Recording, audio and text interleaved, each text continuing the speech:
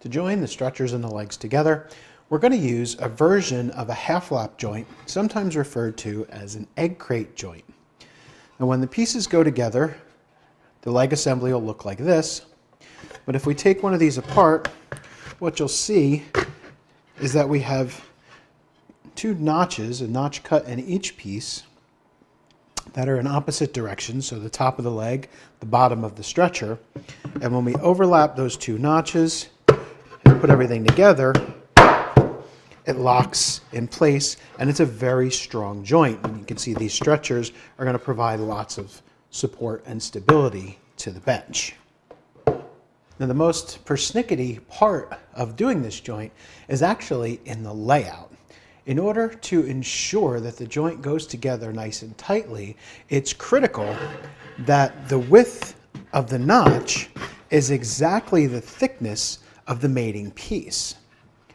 That's going to ensure that this joint goes together tight without any slop. And in order to accomplish that, we're going to use a double beam mortising gauge.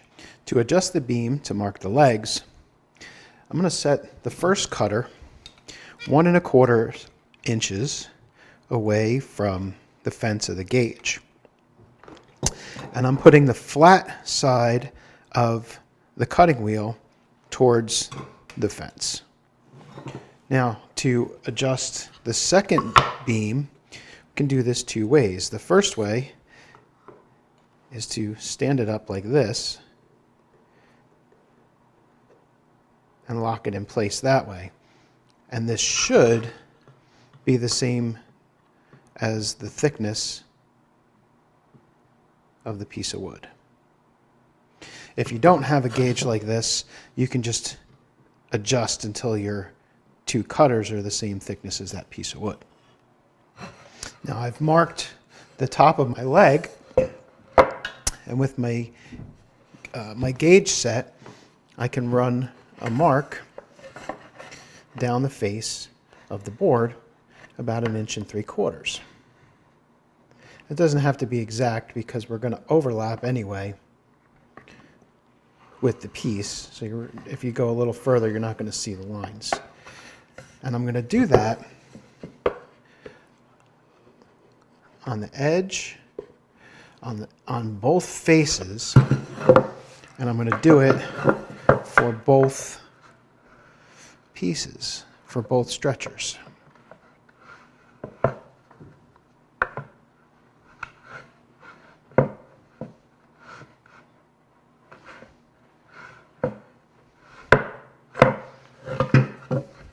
So now I'll do the other one from this edge.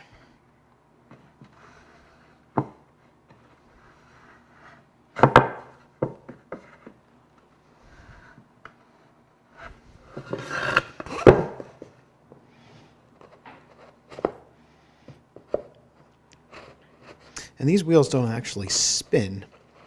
They cut like a knife.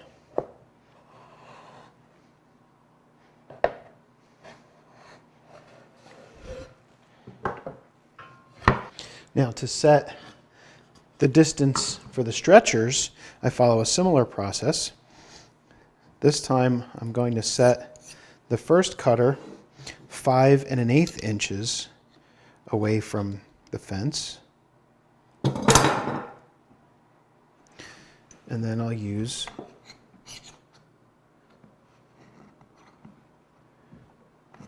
I can't do it that way because the beams aren't quite long enough. So I'm just going to set it by eye as close as I can to that thickness. I'm actually going to do it by feel. I'm going to feel that the cutter here is flush and then lock that down.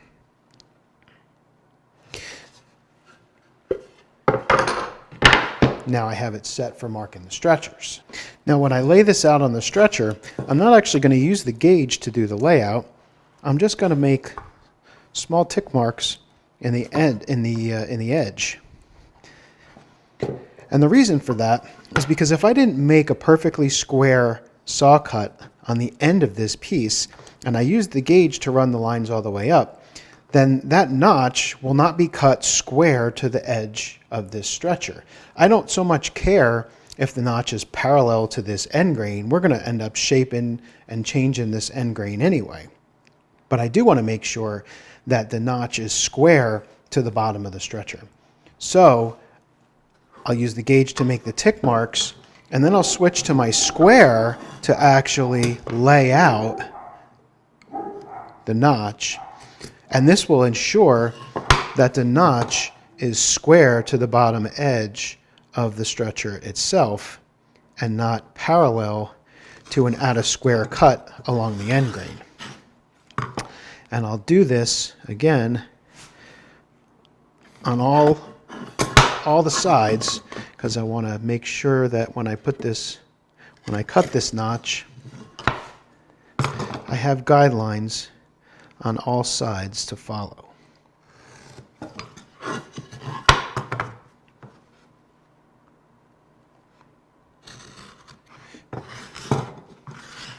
And we'll lay both stretchers out this way, or all 4 stretchers out this way.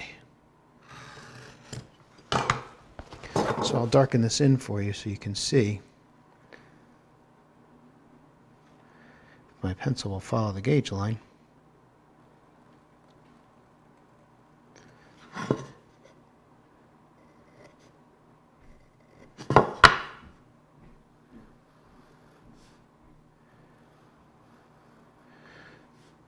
So now those notches are going to be square to the bottom edge. So you might notice that the layout and the stretchers and the leg were done a little bit differently. In the leg, we want those notches to be parallel, the sides of those notches to be parallel to the sides of the leg. So we use the gauge to lay those out. On the other hand, with the stretcher, we didn't care if the notches were parallel to the end grain. We want the notches to be square to the bottom edge of the stretcher, so we used a square to lay those out. Now, when we do the bottom or lay out the bottom of the notches, it's going to be just the opposite. We want the bottom of the notch in the stretcher to be parallel to the bottom edge of the stretcher, so we're going to use a gauge. With the leg, we want the bottom of the notch to not be parallel to the end grain. We don't care. Again, it's the same situation. If this isn't a perfectly square cut, the gauge isn't going to give us a perfectly flat or bottom that's perpendicular to the sides of the leg. We want the bottom of the notch in the leg to be square to the sides of the leg. So we'll use a square to lay out the bottom of the notch in that case. Now, to define the bottom of the notches, I'm just going to use one of the beams of the gauge, and I'm going to set it to 1 3/4 of an inch. And all these dimensions are in the project notes, so make sure you download those. Now, I can use the gauge directly to scribe in the bottom of the notch on the stretcher.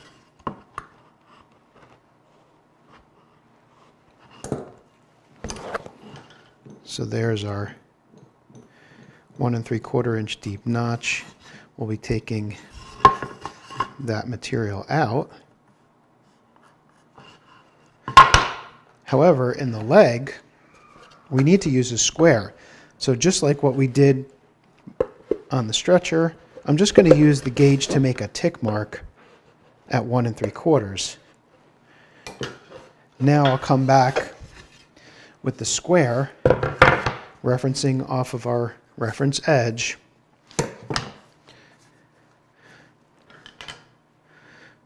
Use our marking knife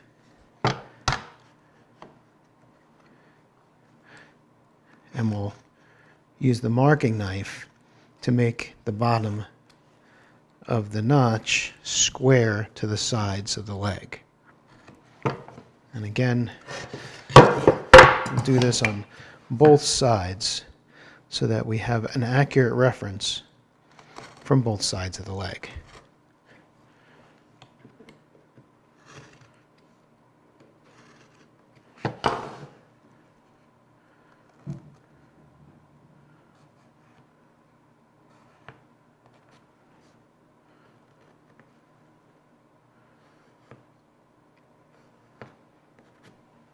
Now these joinery cuts are all first-class saw cuts. So as we discussed earlier, I'm going to use a knife and or a chisel to make a good deep groove for my saw to follow. So if necessary, I'll use my knife to first deepen the scribe lines. And you want to be careful doing this along long grain because you can split the grain or change the direction because the knife does want to follow the grain lines when you're going along the grain.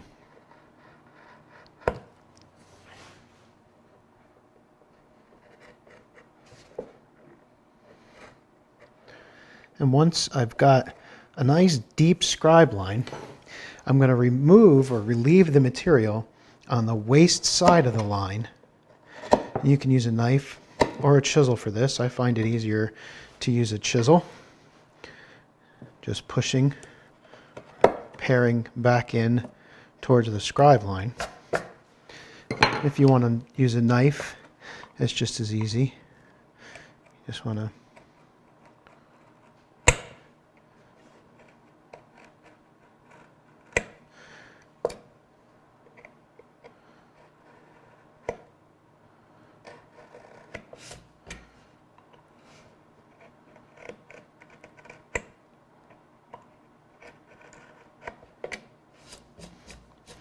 and we're going to do this on all sides of all joints.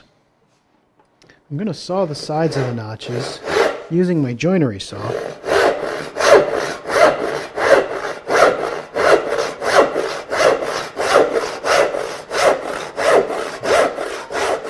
And even though it's filed for cross-cutting, it does these short rip cuts just fine.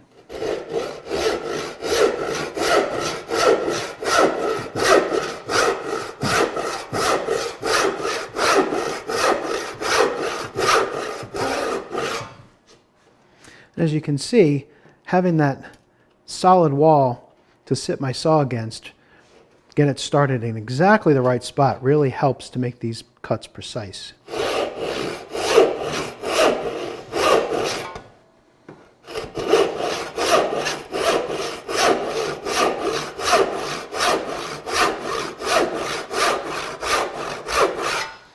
Now after I've sawn the sides, I'm going to take a coping saw.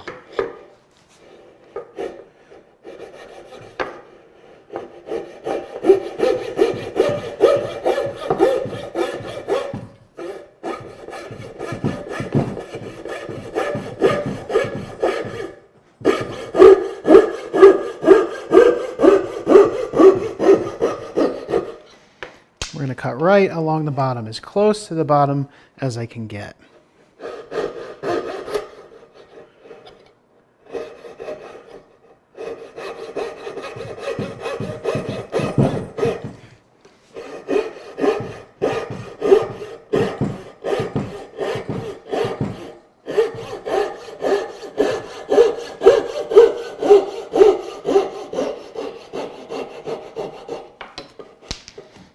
Now we can clean up the bottoms of these cuts with just a coping saw, really, or a coping saw and a knife. But if you have a chisel, a good sharp chisel, it really makes this job a little easier. So if you have a good sharp chisel, I definitely recommend using it. But you can clean these bottoms up well enough for this project just using your marking knife and your coping saw. If you are going to use a chisel, I recommend coming in from both sides. Cut about halfway in from one side, flip the board around in the vise,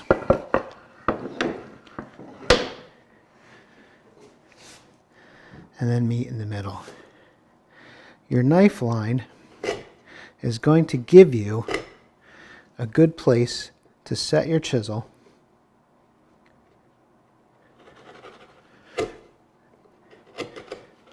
It's going to tell you exactly where you need to cut.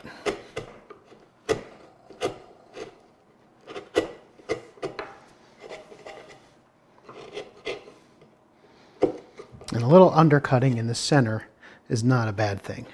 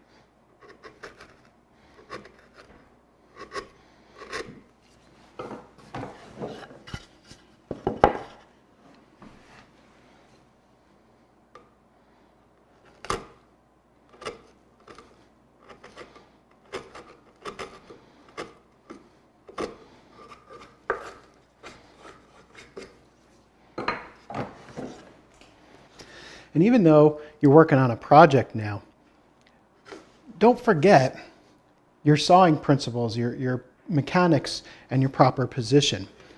Ultimately, this project is intended to help you improve your sawing. So don't worry so much about getting the project perfect. Focus on making sure you're practicing your sawing.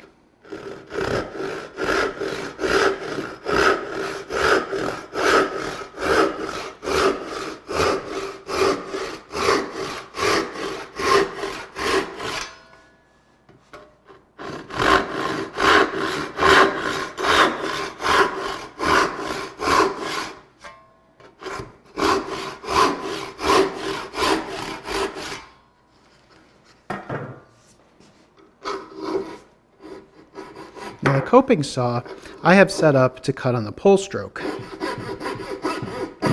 It's just the way I prefer to use this saw.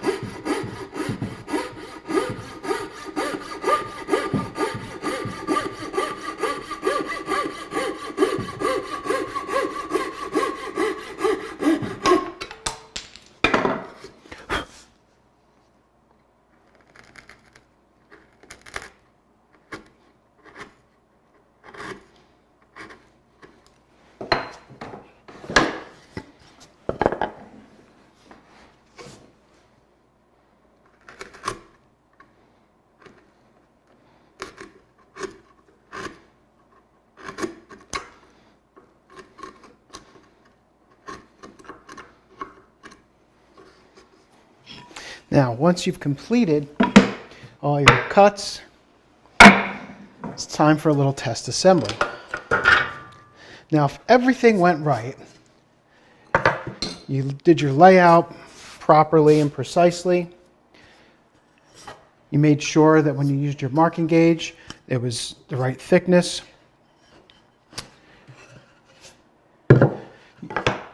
you sawed right on your lines. This should all go together right off the saw with just a little bit of hand pressure. You shouldn't have to beat these in. If they're too loose, then either your layout was not exactly correct, maybe your marking gauge wasn't set right, or maybe you cut on the wrong side of the line.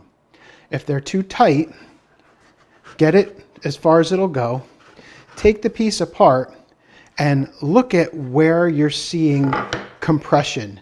You'll see some burnishing and some compression in the areas where the joint is too tight. You can then look for the areas on the mating piece that are causing that compression and adjust those cut those back with the chisel a little bit, or sand them or file them until the joint fits nice and snug, just with hand pressure. It shouldn't be loose. It should be just right. Now, once you're sure everything fits well, take your joints apart and label them so that they go back in the same place.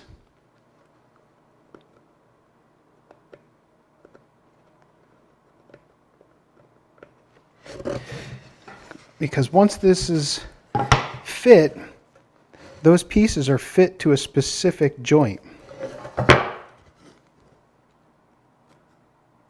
And you want them to go back in the same place.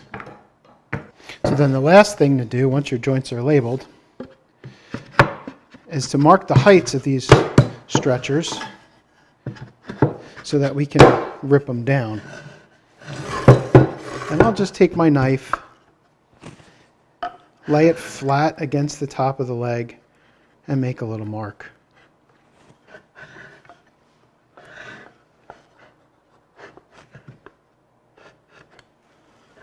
Then I can take that piece out, set my marking gauge,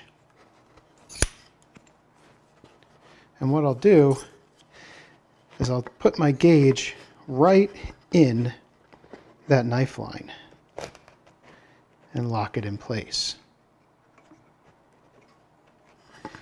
Now I can mark that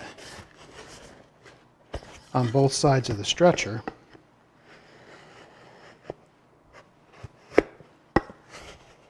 And I know that this is the right height for that particular piece.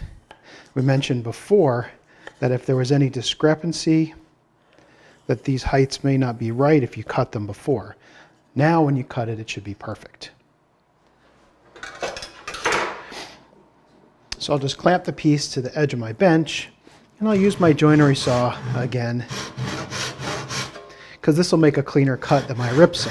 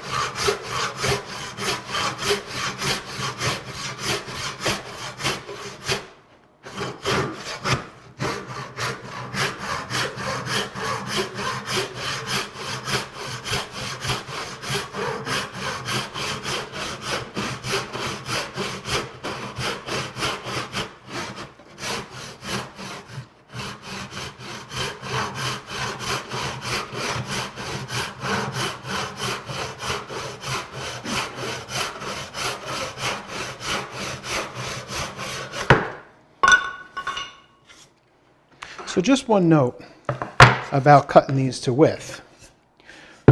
When I cut them to width, I don't cut them perfectly down to the gauge line so that they're going to sit flush with the top of the leg just yet. I leave them a little proud, maybe a 1/16th to a 32nd of an inch proud. That's because if I try to nail this saw cut perfectly, chances are I'm going to be proud of the leg anyway when I reassemble it, or what I don't want is cutting too far and the stretcher sitting below the top of the leg. So instead, I leave the gauge line, which leaves me about a 1/16th to a 32nd of an inch of meat sticking up above the top of the surface of the leg. Once we assemble these stretchers to the leg permanently later, we can go ahead and then sand or plane down the top of these stretchers so that they're perfectly flush with the top of the leg. So the next thing we need to do then is to go ahead and do the decorative details on the stretchers and the legs.